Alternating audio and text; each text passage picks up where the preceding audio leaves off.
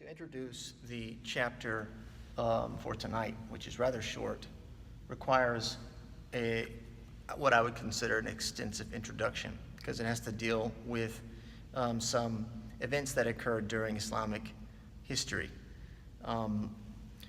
As you may be aware, the formation or the collection of the Islamic doctrine as a body of work occurred throughout the history of Islam, and a lot of times it was in response to various ideas, ideologies, or philosophies that were introduced to the Muslim community.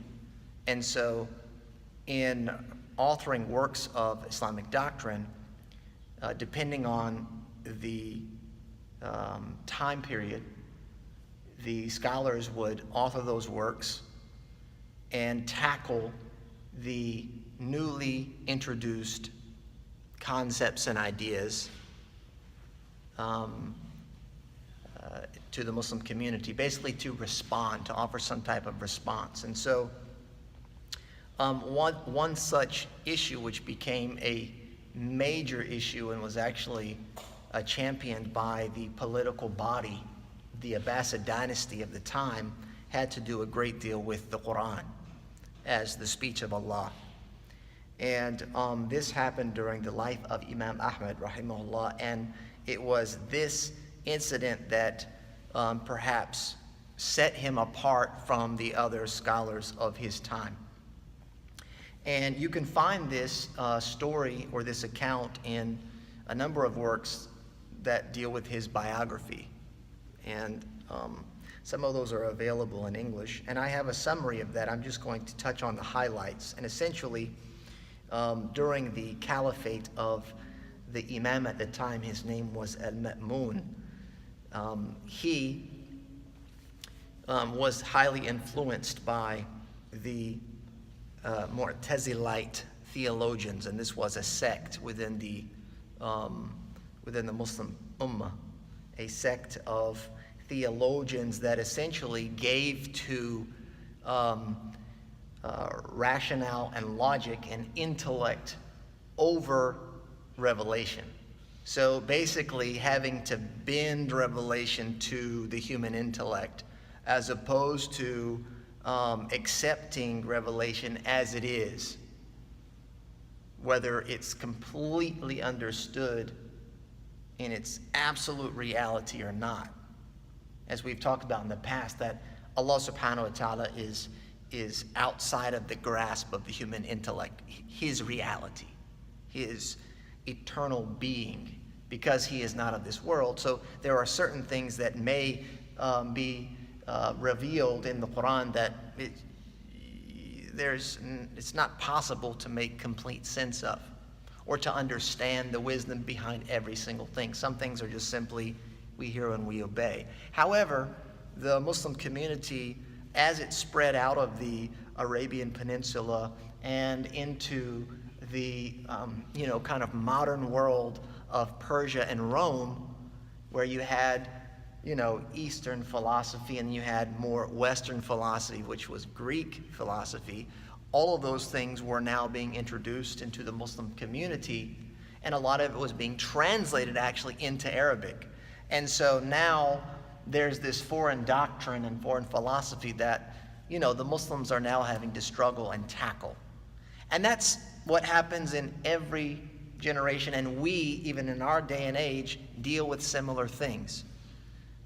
Whether it is just coming to the grips with the existence of God at all, or the point of religion, that's how fundamental it's become in our time, versus science. So back then they had philosophy that was, the challenge of that time. And so essentially what happened, in a nutshell, is this particular Muslim sect, they championed the belief that the Quran is created, not the eternal speech of Allah, but the Quran is a creation that was given and sent down, like one of his creatures, if you will. And as we understand that Allah subhanahu wa ta'ala, from his eternal characteristics and qualities, is that he speaks. Allah subhanahu wa ta'ala, وَكَلَّمَ اللَّهُ مُوسَى تَكْلِيمًا. As he says in the Quran, Allah spoke directly to Moses. And that is the Quran. It is Allah's speech. And so essentially what happened was the Mu'tazilites, they were able to gain influence within the Abbasid dynasty with this caliph by the name of Al-Ma'mun. This was his title. And during that time, there were a number of official positions that were awarded to this sect and some of their scholars and their champions. And when they were allowed authority, they began to challenge and to try the Muslim jurists and scholars of hadith, because they wanted to indoctrinate the community with this belief. And underneath all of that are many other it's a belief system in and of itself. And so they began to actually, and this was what they called al-mihna, which was kind of known as the trial or the Inquisition. And it reached the state level. So now, as you know, the Islamic State, if you will, has a law, and a part of that law, or the corpus of that law, it deals not only with the do's and the don'ts, but it also preserves the doctrine of Islam. It preserves our creed. And so basically what's happening now is they're trying to have a shift in that creed. They're trying to introduce some ideas, if you will. And so basically what they would do is they would hold a trial or an inquisition. They'd call the local scholars and judges and you know, the leaders of Islam, and then they would try them, and they would ask them and inquire about what their belief was in regards to the book of Allah, the Quran.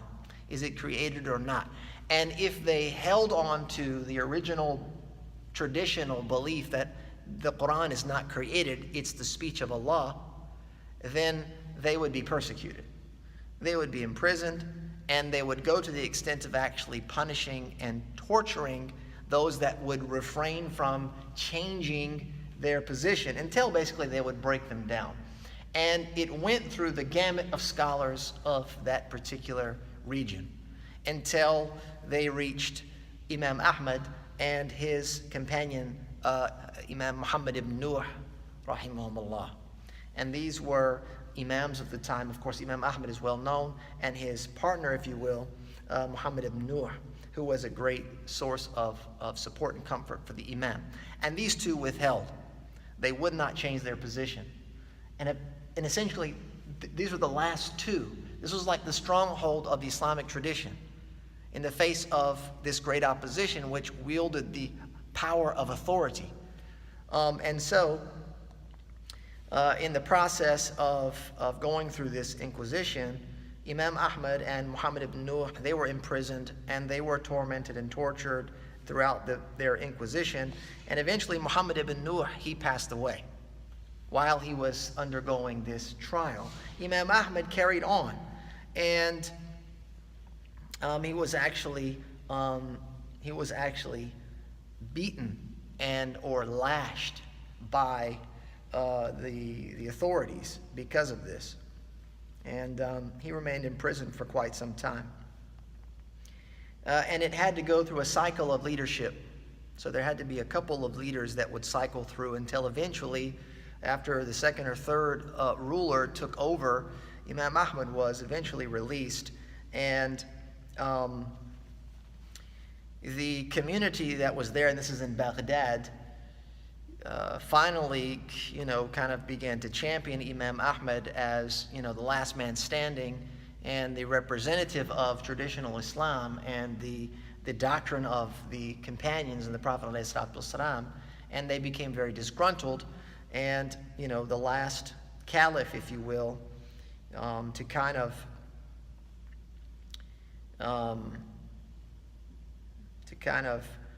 end the whole thing, this went on for a number of years, was al-Mutawakkil. That was his title. And he came after al-Wathiq. And al-Wathiq was another of the caliphs that continued this this kind of inquisition. So al-Mutawakkil eventually took office, and also with that championed Imam Ahmad and the Sunni, if we'll refer to it as that, or the traditional doctrine of Islam, and kind of reversed the Inquisition, if you will, or halted the Inquisition, and now, it ended. And, this was kind of Imam Ahmad's shining moment in Islamic history. He became a legend from this. He was already a living legend in terms of his knowledge and his leadership, his intelligence, but his now ability to withstand societal pressure of the government and the authorities, pressure of being imprisoned and punished for the sake of Allah subhanahu wa ta'ala, for the sake of defending the faith. He was able to stand his ground and essentially save the day. And because of that, the issue pertaining to the Quran has been one that the scholars have written about kind of from that time until now. It's still something that you'll find in the works of Islamic doctrine, because it is such a fundamental issue. So the Imam here, al-Albani, he says the Quran is the speech of Allah, His inspiration and revelation, a miracle in and of itself for all of creation. Right, so we know that the prophets and messengers, they all came with miracles, and some of those you're familiar with, I'm sure. And so the Prophet ﷺ, he came with a miracle among many miracles, the main, of course, being the Quran. And that was something that was acknowledged by the Arab, because that was the thing of the day. It was language for that community. Like during the time of Isa, it was medicine, etc. During the time of Musa, it was the sorcerers and their magic. And so the Quran was a miracle, and it was, of course, for all of creation. He says it is neither created, nor does it dwell in anything, and it is not possible to produce some of its verses. Right? So the challenge in the Quran, when Allah subhanahu wa ta'ala challenges the listener to produce a verse of its likeness, or verses of its likeness.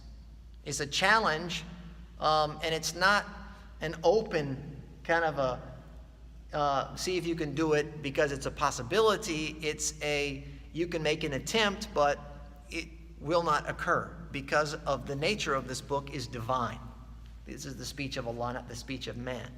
And so the Imam here, he says, is not able to produce some of its verses, meaning there are some verses in the Quran that ثُمَّ نَظَرَ, for example, then looked. So it's a 2-word verse, okay? So, by itself, it's possible that someone could produce a similar, phrase, but in the context of its chapter, it's not.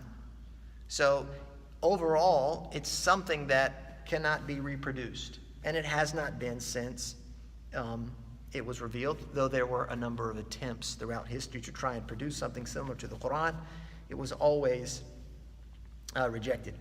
Whoever says that the Quran is created, so here is where, from this point of the chapter till the end, is kind of where that introduction comes in. The context of it is that this was actually something that was challenged and almost changed, if you will, and became official doctrine.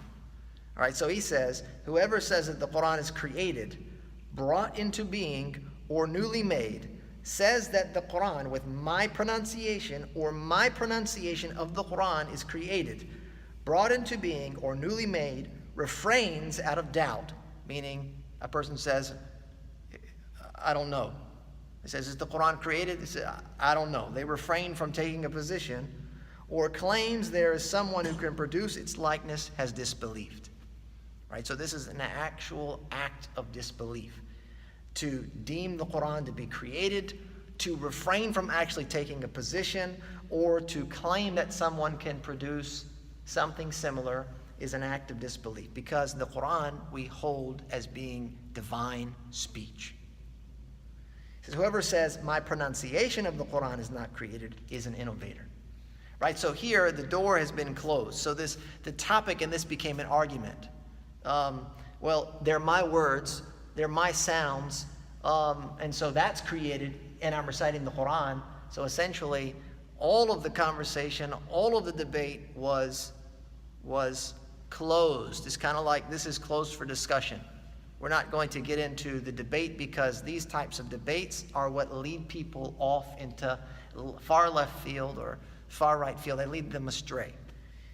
He says, so by doing this, it takes the ruling of innovation in the religion. This is not something that the companions of the Prophet ﷺ were involved in, this type of debate, this line of thinking. He says it is obligatory to refrain from such statements and their like due to the predecessors refraining from them and their misleading nature.